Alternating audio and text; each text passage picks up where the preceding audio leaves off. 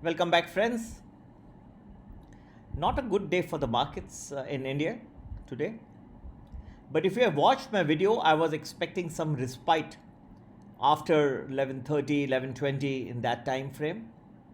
Now, if you have been following these the Nifty chats, or you happen to you can go back and have a look. Just see after 12 o'clock, you find that there was hardly any movement in Nifty. There was no further downside. This was not an easy thing to say.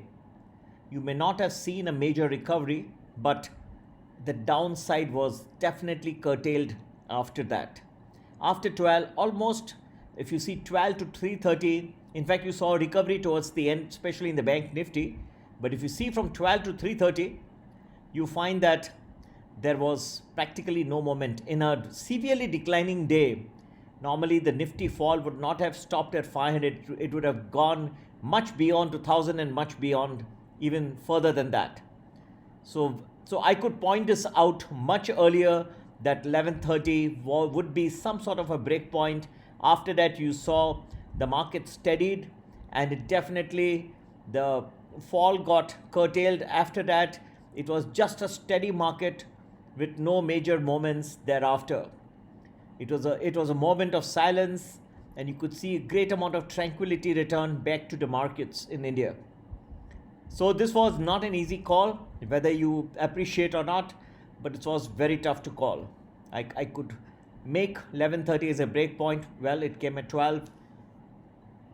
Please give me some credit. At least I saw that there was some calm that will enter into the return back in the markets around the time, as I had mentioned in my video, around the time Europe is about to open. And there was, if whether you understand or not, for those of my subscribers who follow me closely, who have been there for a very long time, they know there were hundreds of calculations on the basis of which I've mentioned or made this statement. So this was based on some solid scientific work that we have been doing over many years. This was the result of lots of calculations. Going forward to tomorrow, you will see many spells of positivity as well.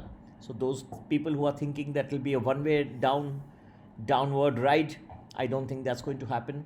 Some specter of positivity you will see soon after open, in fact. So stay tuned, and don't forget to join my Telegram channel if you're not yet in, either the Premium or the Premium Plus. And those who are harboring losses of the past, we have a loss to profits program as well. So you can join either of the three, the Premium Plus, or the loss to profits program, where we dedicatedly try and bring sanity and try to slowly bring you out of the loss situations of the past and bring you into profits of the future. So do not forget to WhatsApp me on 9820861044. भाई और बहनों, आज market में मैंने कहा था 11:30 के बाद कुछ रिस्पाइट आ सकता है. आपने देखा उसके 12 बजे के बाद तो मार्केट में बिल्कुल स्टेडी हो गया, शांत हो गया. तो ये पॉइंट करना इतना आसान नहीं था. 11:30 मैंने ब्रेक पॉइंट रखा था, 12 बजे हो गया. लगभग जब कहा तो उसके थोड़े देर बाद ही रिज़ल्ट आपको मिल गए. तो मैंने कहा था कि 11:30 के बाद शांत होना शुरू होगा, रिस्पाइट आएगा. 12 के बाद आ ही गया. लगता है सब लोग आज हरिद्वार चले गए.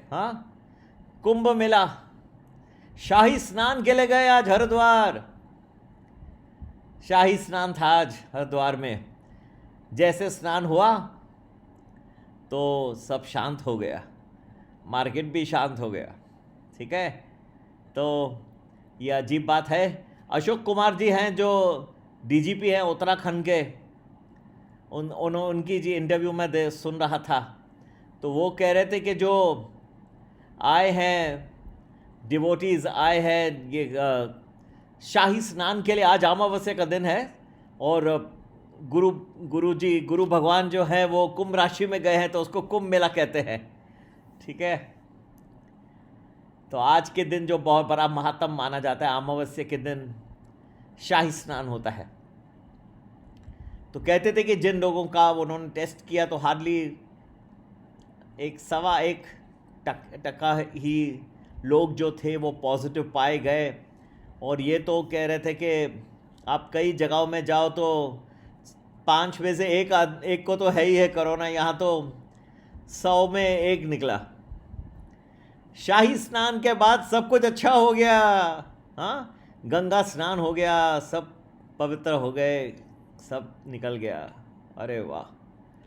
चलो, उसके बाद मार्केट भी शांत हो गया। कल के अनुमान करने जाएं तो कुछ पॉजिटिविटी काफ़ी दिखाई देनी चाहिए। कुछ तो शुरुआत के बाद ही दिखाई देगी, और बहुत सारे गिरावटें भी आएंगी और बढ़त भी रहेगी, लेकिन कुछ स्पेस इतनी अच्छी रहेंगी पॉजिटिविटी की। और आगे कैसे रहेगा मार्केट, उसके बाद ऑप्शंस एक्सपिरेशन कैसा रहेगा, बाकी हफ्ता जो है बुधवार को बंद है मार्केट, लेकिन बाकी कैसे रहेंगे, कहाँ हम जा रहे हैं यहाँ से, तो ये सब जानने के लिए जुड़ जाइए मेरा टेलीग्राम चैनल, और व्हाट्सएप मुझे करना। नंबर है 9820861044। पूरे भारतवर्ष में आजकल काफ़ी हर जगह में कुछ ना कुछ हो रहा है। महाराष्ट्र में लॉकडाउन की बातें चल रही है, 14 दिन का लॉकडाउन। अगर ये सचमुच होता है, मुझे नहीं लगता उद्धव ठाकरे जी ऐसा करना चाहेंगे। इकोनॉमी को भी उनको संभालना है, ऐसा टोटल नहीं। शायद वो और रिस्ट्रिक्शंस आ जाएंगे 2 दिन के बाद।